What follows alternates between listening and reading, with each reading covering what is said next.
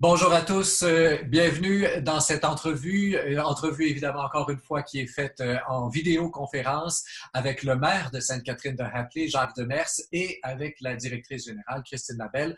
On est avec eux pour pouvoir faire le bilan, le suivi de ce qui s'est passé le 4 mai 2020 dans la séance du conseil de ville, elle-même tenue évidemment en vidéoconférence. Alors, avant de se pencher directement sur ce qui s'est passé le lundi soir. On va ouvrir avec Monsieur le maire afin de faire un suivi un peu sur ce qui s'est passé justement depuis un mois chez vous.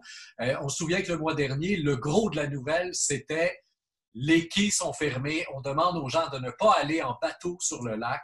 Est-ce que la consigne a été observée? Elle a été observée jusqu'à l'ouverture de la pêche. On a réussi à ouvrir les descentes à bateau municipales le vendredi de la pêche sur notre territoire. On était bien content, puis on sentait le besoin de plusieurs passionnés de se retrouver sur nos lacs.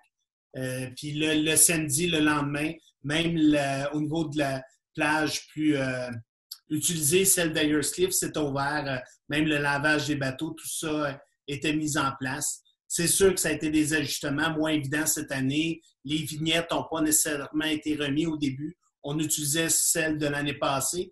Maintenant, on dit aux gens, appelez, on est capable de vous livrer les vignettes à même la boîte à mal ici à la municipalité en laissant leur chèque sur place dans une boîte sécurisée. Puis de ce que vous voyez en dehors des bateaux, dans le village, dans les différents sentiers, peut-être que le sentier de ski de fond, par exemple, j'imagine, est utilisé l'été pour aller faire de la marche ou je sais trop.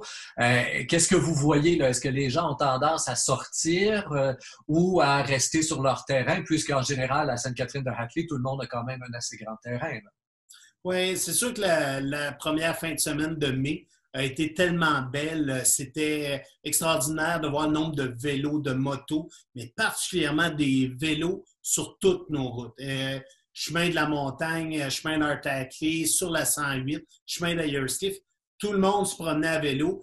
Il y avait des groupes qu'on voyait à certains endroits, mais qui semblaient garder des distances. Puis j'imagine que parmi eux, il y avait des familles. Certains étaient un peu plus près, mais beaucoup de gens qui avaient besoin de ça.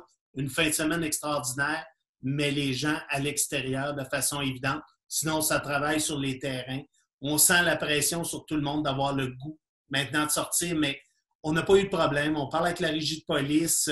Les gens respectent jusqu'à maintenant très bien les consignes sociales. Madame Labelle, je me tourne vers vous. C'est vous qui avez été en lien avec l'école primaire de Sainte-Catherine-de-Hatley. Ils ont fait une demande à la municipalité pour avoir accès à des locaux pour pouvoir respecter les normes qui sont imposées là, par le gouvernement au niveau du nombre d'élèves par classe. En effet, on a eu un appel hier, mais ce qui est tout à fait normal dans le contexte où tout le monde a à réagir à la dernière minute. Donc, dans un premier temps, hier, ce qu'ils nous demandaient, c'était les locaux de la salle communautaire. La salle communautaire est en travaux actuellement.